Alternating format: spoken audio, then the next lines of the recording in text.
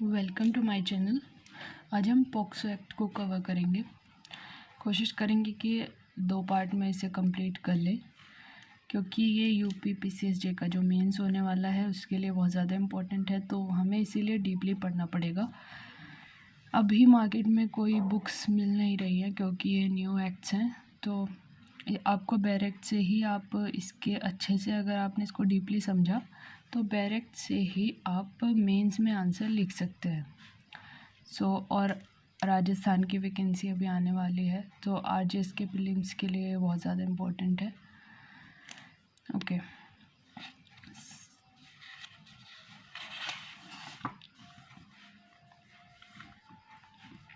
सबसे पहले इसका नाम देख लेते हैं।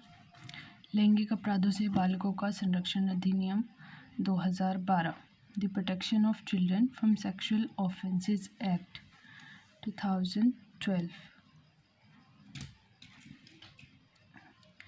तो जब भी आप किसी नए एक्ट को पढ़ें, उसके इंडेक्स को एक बार पूरी तरह से माइंड में बैठा लें कि उसमें हम आगे पढ़ने क्या क्या वाले हैं, उसमें कौन कौन से पॉइंट्स, प्रोविजंस हम किस चैप्टर में पढ़ेंगे। तो फर्स्ट चैप्टर होता है प्रारंभिक, सेकंड चैप्टर में है बालकों के विरुद्ध लैंगिक अपराध, sexual offences against children.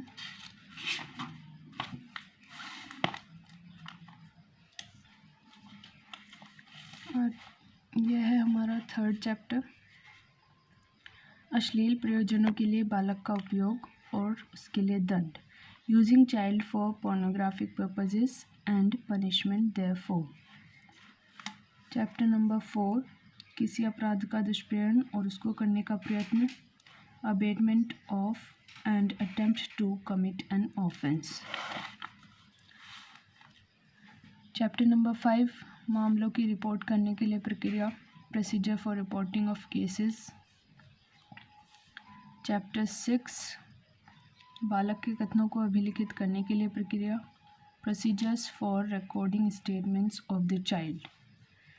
Chapter 7, विशेष न्यायालय, स्पेशल कोर्ट्स, जो कि बालकों का विचारण करने के लिए अलग से स्पेशल कोर्ट्स बनाए गए हैं।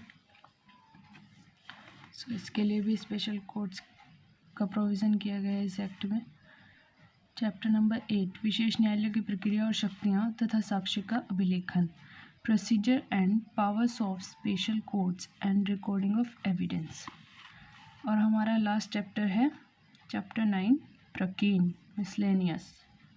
ओके, सो ये हमने ओवरव्यू लिया है कि हम डायरेक्ट में क्या क्या पढ़ते हैं इसमें और क्या क्या इसमें संलग्न है। तो ये देखिए, एक बार हम डायरेक्ट का, आप जब भी कोई न्यू डायरेक्ट पढ़ें उसका ऑब्जेक्ट ज़रूर पढ़ लें। यहाँ से ये देखिए, ये जो ब्लैक लाइंस होती है इसमें इसका ऑब्जेक्टिव दिया होता है, an act to protect children from offences of sexual assault, sexual harassment and pornography and provide for establishment of special courts for trial of such offences and for matters connected therewith or incidental thereto। तो ये समझाने की ज़रूरत नहीं है, साफ साफ समझ में आ रहा है कि किस किस पर्पज़ के लिए ये बनाया गया है। हिंदी मीडियम वाले देख लीजिएगा एक बार।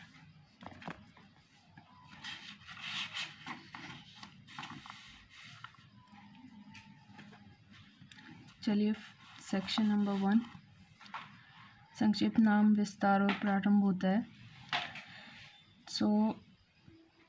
अब ये संक्षिप्त नाम देख लीजिए आप, इसका यही है, और विस्तृत नाम इसका अलग होता है।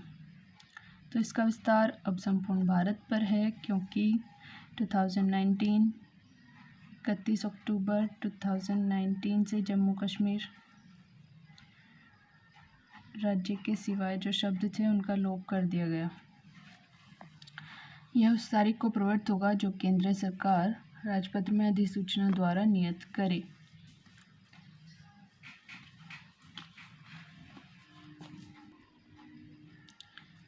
सो ये कब एनफोर्स हुआ था? प्रवर्ट मीन्स एनफोर्समेंट कब हुआ था इसका, यहाँ पर डेट दी हुई रहती है पर इसमें नहीं है, तो मैं आपको बता दूं कि ये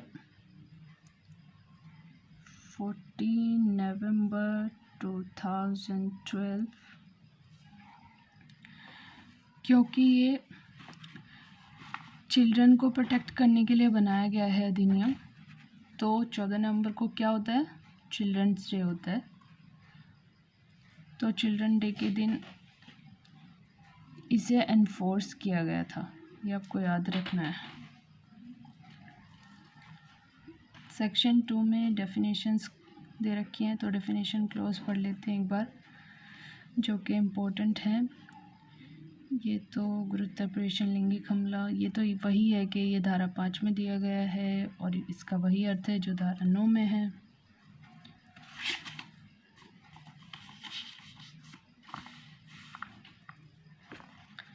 तो बालक से ऐसा कोई व्यक्ति अभिप्रेत है जिसकी आयु क्या है? 18 वर्ष से कम है। घरेलू हिंसा का क्या मतलब होगा कि जो कि आपने डोमेस्टिक वायलेंस एक्ट अगर पढ़ा है 2005 का, तो उसमें जो डेफिनेशन दी गई है सेक्शन 2 के खंड 6 में, तो वही इसका मतलब घरेलू संबंध से वही अभिप्राय है। ठीक है। सो प्रवेशन लैंगिक हमला का वही अर्थ होगा जो धारा 3 में है। विहित से, कभी कभी विहित भी प्रीलिम्स में पूछ लिया जाता है कि विहित से क्या अभिप्राय, तो अधिनियम के अधीन बनाए गए नियमों द्वारा विहित, ये इम्पोर्टेंट है, नियमों द्वारा विहित। लैंगिक हमला सेक्शन 7 में है। लैंगिक उत्पीड़न सेक्शन 11 में है।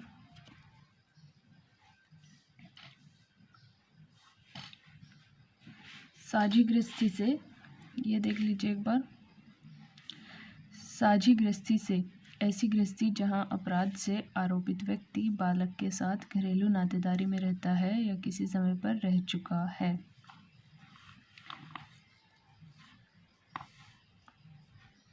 विशेष न्यायालय सेक्शन 28 में बताया गया है और विशेष लोक अभियोजक सेक्शन 32 में बताया गया है। धारा 32 के अधीन नियुक्त कोई अभियोजक, और आप एक बार चेक कीजिएगा कि सीआरपीसी में कहाँ पर बताया गया है, जिससे कि आपको रिवीजन हो जाएगा सीआरपीसी का एक सेक्शन का। तो लिंक करके पढ़ें तो ज़्यादा बेटर रहेगा। देखिए चैप्टर 2 सेक्शन नंबर 3 प्रवेशन लैंगिक हमला। इस प्रवेशन लैंगिक हमले के बारे में समझते हैं। कोई व्यक्ति प्रवेशन लैंगिक हमला करता है यानी कि पेनिट्रेटिव सेक्सुअल असॉल्ट, वह यह कहा जाता है यदि वह क्या करता है,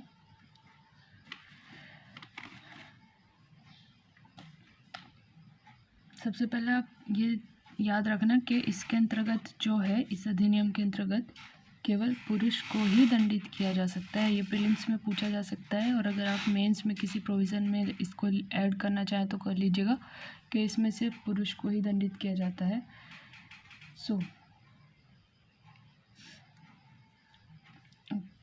प्रवेशन लैंगिक हमला क्या होता है? अगर कोई व्यक्ति क्या करता है, पेनिट्रेट्स करता है अपना पेनस, वजाइना, माउथ, यूरेथ्रा या फिर एनएस में ऑफ द चाइल्ड, ओके, या फिर कोई ऑब्जेक्ट, कोई अदर ऑब्जेक्ट इसी तरीके का वो इंसर्ट करता है चाइल्ड के वजाइना।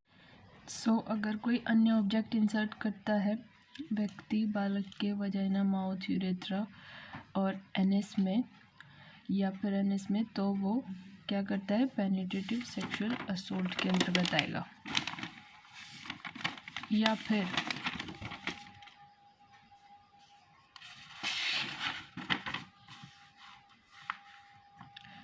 ये थर्ड ग्राउंड दे रखा है कि अगर वो मैनिपुलेट्स करता है of the body of the child. Fourth point में बालक के लिंग, योनि, गुदा या मूत्र मार्ग पर अपना मुंह लगाता है या फिर ऐसे व्यक्ति या किसी अन्य व्यक्ति के साथ बालक से ऐसा करवाता है। राइट, मतलब और ही applies his mouth to the vagina, urethra, anus of the child और makes the child do with himself. मतलब अगर वो चाइल्ड के साथ ऐसा करता है या फिर चाइल्ड को अपने साथ ऐसा करने के लिए प्रेरित करता है या ज़बरदस्ती करता है। सेक्शन नंबर 4, प्रवेशन लैंगिक हमले के लिए दंड बता रखा है।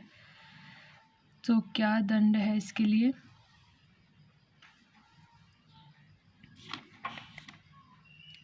ये बोलता है कि मिनिमम जो होगी वो 10 इयर्स का पनिशमेंट होगा। यहाँ पर 10 साल तक का कारावास और मैक्सिमम आजीवन कारावास हो सकता है। ओके, लेकिन 2019 का अमेंडमेंट हुआ था यहाँ पर। लेकिन अगर व्यक्ति 16 वर्ष से कम आयु का है तो वहाँ पर मिनिमम कितनी सज़ा होगी? 20 वर्ष और अधिकतम आजीवन कारावास। व्यक्ति मतलब चाइल्ड। अगर आप ऐसे चाइल्ड के साथ कर रहे हैं ऐसा जो कि 16 वर्ष से कम आयु का है तो वहाँ पर मिनिमम आपको जो पनिशमेंट मिलेगा वो 20 वर्ष होगा और मैक्सिमम तो आजीवन कारावास है ही। ओके, एक मिनट में आपको एक टेबल दिखाती हूँ जिससे आपको ये सेक्शन याद हो जाएंगे। प्रवेशन लैंगिक हमला है हमारा सेक्शन 3 में, तो इसका डेफिनेशन है। राइट,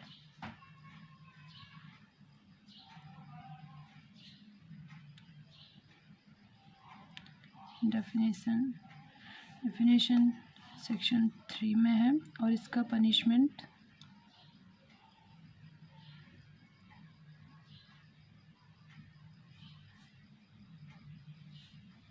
सेक्शन 4 में है। राइट, नेक्स्ट हमारा कौन सा हमला है? प्रवेशन गुरुतर लैंगिक हमला है। गुरुतर प्रवेशन लैंगिक हमला यानी aggravated penetrative sexual assault.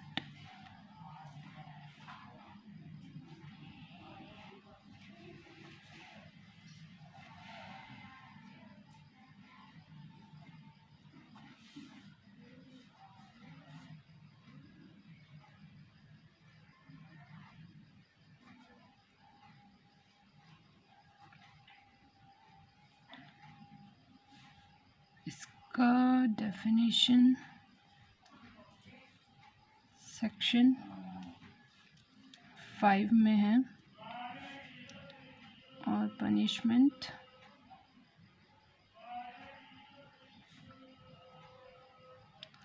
Section 6 में। नेक्स्ट हमारा आता है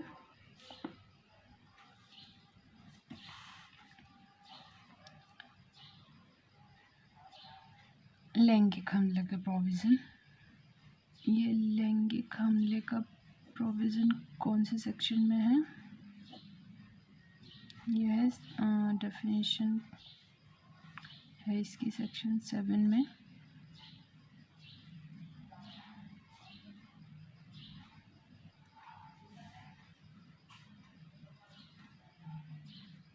पनिशमेंट है सेक्शन 8 में।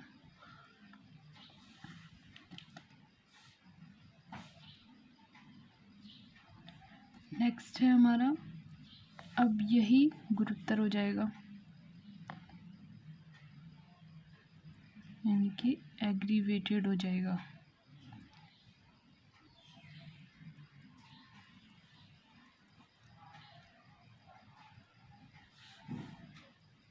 इसका डेफिनेशन सेक्शन 9, पनिशमेंट सेक्शन 10।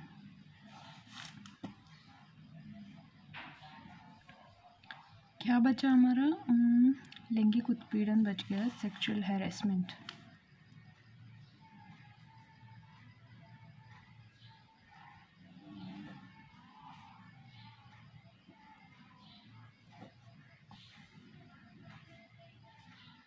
तो सेक्सुअल हैरेसमेंट की डेफिनेशन है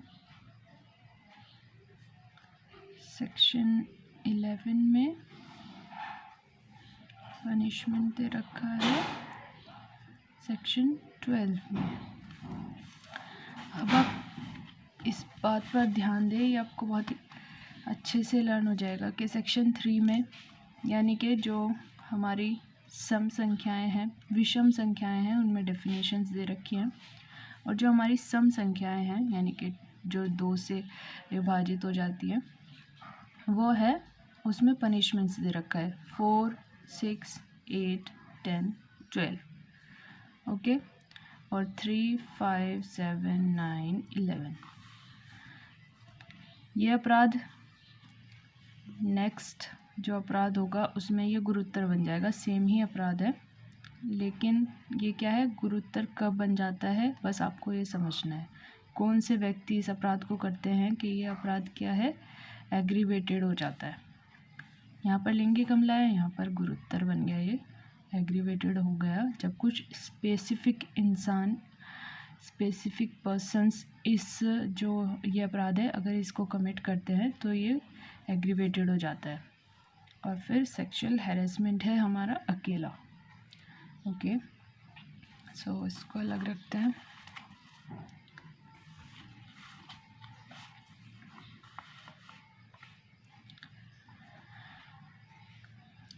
ये दंड हो गया हमारा, ओके। 16 वर्ष से कम आयु के किसी बालक के साथ प्रवेशन लैंगिक हमला का अपराध करता है तो वे न्यूनतम 20 वर्ष की अवधि का उसे कारावास मिलेगा और मैक्सिमम अधिकतम आजीवन कारावास मिलेगा, ओके। जुर्माना जो भी न्यायोचित और उपयुक्त होगा वो लगा दिया जाएगा, और पीड़ित को इसके लिए चिकित्सा व्यय और पुनर्वास की पूर्ति के लिए पीड़ित को भी इसका संदाय किया जाएगा जुर्माने में से।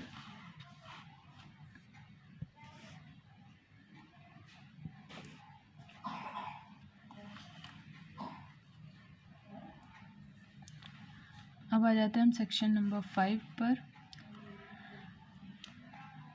सो ये यहाँ पर गुरुतर प्रवेशन लैंगिक हमले का अपराध धारा 5 में गुरुतर हो जाता है कब, जब कोई, अभी मैं आपको बताती हूँ कौन से व्यक्ति अगर यही वाला अपराध करते हैं प्रवेशन लैंगिक हमला, तो उन व्यक्तियों के करने पर ये गुरुतर हो जाएगा, डबल सज़ा होती है इसमें। देखिए, जो कोई पुलिस अधिकारी होते हुए किसी बालक पर, ओके, मतलब अगर कोई पुलिस अधिकारी अपने परिसर में प्रवेशन लैंगिक हमले का अपराध करता है तो ये गुरुतर हो जाएगा।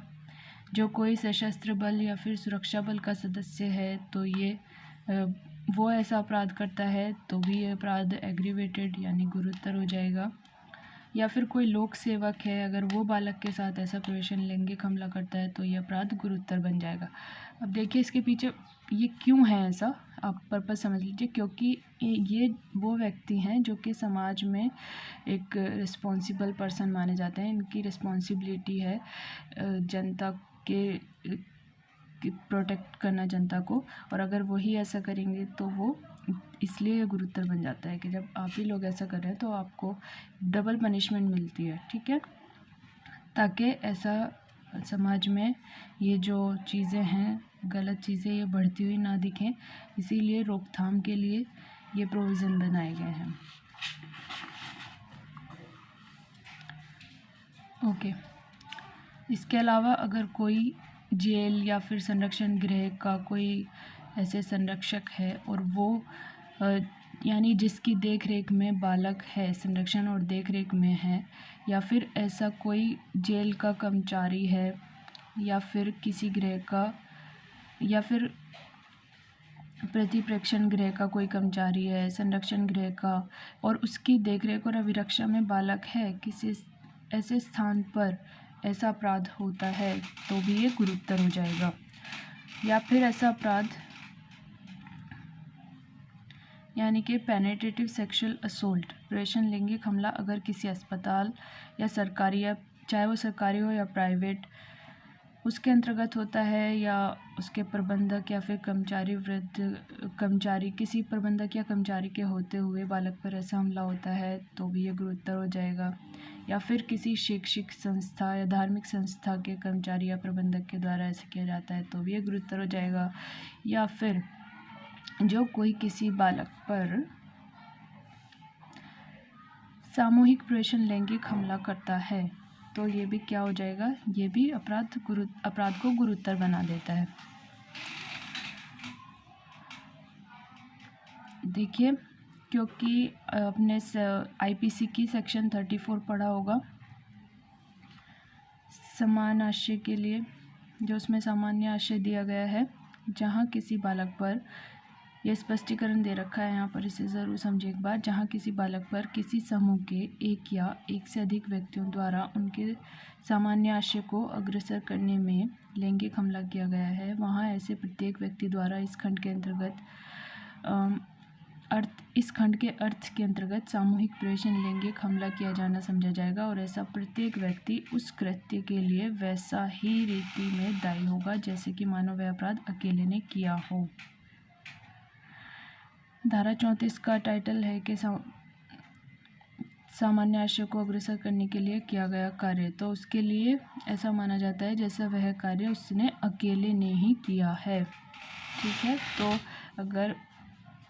अगर आपने सामूहिक रूप से ऐसा हमला किया है बालक पर तो आप गुरुतर अपराध में आएंगे और आपको एग्रीवेटेड पेनिट्रेटिव सेक्सुअल असोल्ट वाली पनिशमेंट मिलेगी।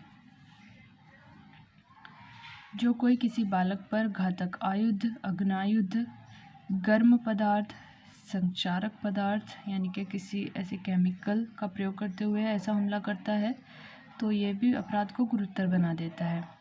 या फिर बालक को कोई शारीरिक रूप से ऐसा नुकसान या क्षति हो जाती है जिससे कि उसकी जनेंद्रियों को क्षति पहुंचती है तो यह अपराध क्या करता है, ऐसी घोर उपहति हो जाती है तो भी यह अपराध को गुरुतर बना देता है।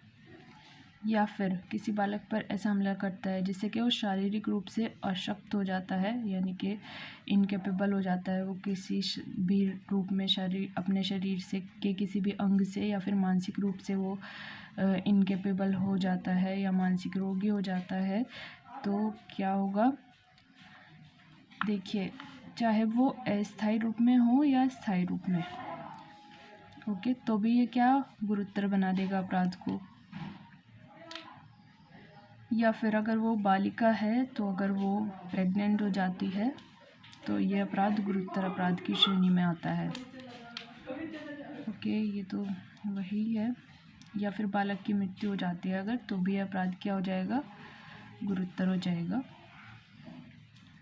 जो कोई बालक की मानसिक शारीरिक अशक्तता का लाभ उठाते हुए बालक पर प्रवेशन लैंगिक हमला करता है, यानी कि अगर बालक अनसाउंड माइंड है और आप उसकी ऐसे पागलपन या फिर विषक्तता का लाभ उठाते हुए आप ऐसा हमला करते हैं तो ये भी अपराध गुरुतर माना जाएगा।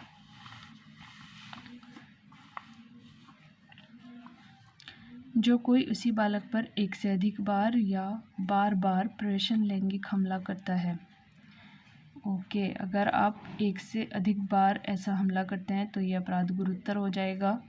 जो कोई 12 वर्ष से कम आयु के किसी बालक पर प्रवेशन लैंगिक हमला करता है, अगर ऐसा हमला करते हुए बालक 12 वर्ष से भी कम आयु का है तो ये अपराध गुरुतर अपराध की श्रेणी में आएगा। जो कोई बालक का अगर क्या है, दत्तक ले रखा है बालक को, या फिर संरक्षक है उसका, या फिर विवाह द्वारा उसके साथ गृहस्थी में है, बालक की देखरेख करता है, नातेदार है, या फिर उसके माता पिता के साथ घरेलू संबंध में रह रहा है, यानी कि साझी गृहस्थी में रहता है, तो ऐसे बालक पर अगर प्रवेशन लैंगिक हमला कोई करता है ऐसे व्यक्तियों में से तो ये भी अपराध गुरुतर अपराध की श्रेणी में आ जाता है। जो कोई बालक को सेवा प्रदान करने वाली संस्था का स्वामी या फिर प्रबंधक, ओके, कोई भी ऐसी संस्था है जो कि सर्विस प्रोवाइड करती है चाइल्ड को और उसका स्वामी या फिर उसका प्रबंधक या कर्मचारी ऐसा हमला करता है तो ये गुरुतर हो जाएगा। या फिर कोई न्यासी है यानी कि बालक का ट्रस्टी है और इस वजह से वो ऐसी अभिरक्षा रखता है बालक के ऊपर और फिर वो ऐसा हमला करता है, तो ये गुरुतर हो जाएगा। कोई यह जानते हुए कि बालक गर्भ से है, बालक पर प्रवेशन लैंगिक हमला करता है, तो भी वो अपराध गुरुतर हो जाएगा, यह जानते हुए। जो कोई बालक पर प्रवेशन लैंगिक हमला करता है और बालक की हत्या करने का प्रयत्न करता है, यानी कि अगर वो बालक को मारना भी चाह रहा है ऐसे हमले के बाद, तो ये अपराध क्या गुरुतर की श्रेणी में आ जाएगा। ओके। प्राकृतिक विपत्ति की स्थिति में उन परिस्थितियों का फ़ायदा उठाकर बालक के पर ऐसा हमला करता है, तो भी ये गुरुतर होगा। और अगर कोई ऐसा व्यक्ति बालक पर प्रवेशन लैंगिक हमला करता है जो पूर्व में भी इसी अपराध के लिए दंडित किया जा चुका है, देखिए दोष सिद्ध किया गया है, वो ऐसा हमला करता है, तो यह अपराध को गुरुतर बना देता है।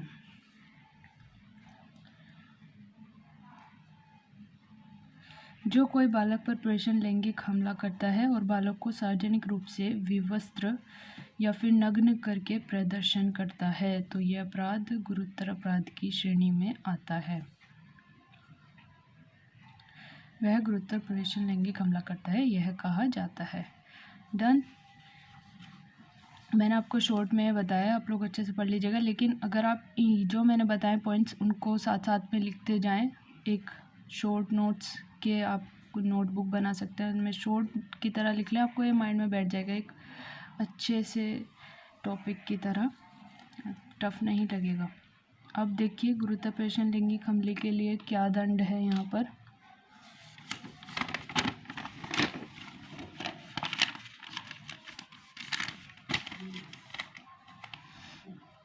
तो इसमें बता रखा है कि आपको 20 इयर्स का मिनिमम पनिशमेंट मिलेगा और मैक्सिमम आजीवन कारावास हो जाएगा। ओके, इसमें क्या था, यहाँ पर पहले मिनिमम था 10 इयर्स, राइट, 10 इयर्स यहाँ पर मिनिमम था और मैक्सिमम आजीवन कारावास ही था। फिर जब 16 वर्ष से कम आयु के बालक के साथ आप ऐसा कर रहे थे, तब ये मिनिमम 20 इयर्स हो गया था और मैक्सिमम वही लाइफ इम्प्रिजनमेंट हो गया था। यहाँ पर आपको मिनिमम ही 20 इयर्स मिलता है, मैक्सिमम लाइफ इम्प्रिजनमेंट मिलता है, ये याद रखिएगा।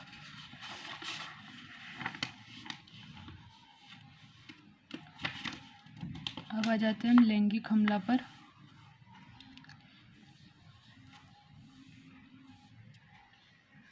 लैंगिक हमला, अगर आप, इसमें बता रखा है कि अगर आप टच भी करते हैं किसी बालक को विद अ सेक्सुअल इंटेंट, तो यह लैंगिक हमला के अंतर्गत आता है। डेफिनेशन आप पढ़ सकते हैं यहाँ से या फिर यहाँ से। तो यानी कि प्रवेशन किए बिना, पेनिट्रेट्स किए बिना शारीरिक संपर्क इसके अंतर्गत आता है। मतलब if you are touching what, vagina, penis, anus or the breast of the child, making to do child same with him, अगर आप ऐसा करते हैं और या फिर बालक को अपने लिए, अपने साथ ऐसा करने के लिए आप मजबूर या प्रेरित करते हैं, राइट। इसके लिए देखिए पनिशमेंट कितना है। इसके लिए पनिशमेंट आपको मिनिमम 3 इयर्स है और मैक्सिमम 5 इयर्स है। अब आ जाता है सेक्शन 9 पर, गुरुतर लैंगिक हमला।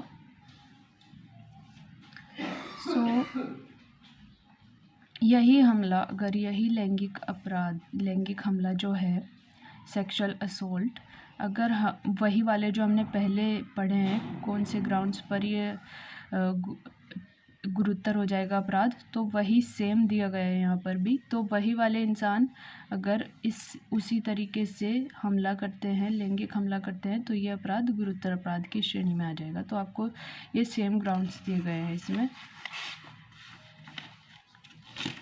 आप उन्हीं को याद रखिए, इसमें भी वही काम आएगा। सेक्शन 9। अब आ जाते हैं हम सेक्शन 10। ये क्या चिपक गया, बस इसमें एक ये डिफरेंस है, ये पढ़ लीजिएगा आप, ये डिफरेंट पॉइंट। सो सेक्शन 10 गुरुतर लैंगिक हमले के लिए क्या दंड दिया गया है। इसमें न्यूनतम 5 वर्ष है और अधिकतम 7 वर्ष है। यानी कि सेक्शन 8 में जो हमने पनिशमेंट पढ़ा वो मिनिमम 3 इयर्स था और मैक्सिमम 5 इयर्स, और यहाँ पर मिनिमम 5 इयर्स है और मैक्सिमम 7 इयर्स है। ओके, सो इससे आगे का हम नेक्स्ट वीडियो में कंटिन्यू करेंगे।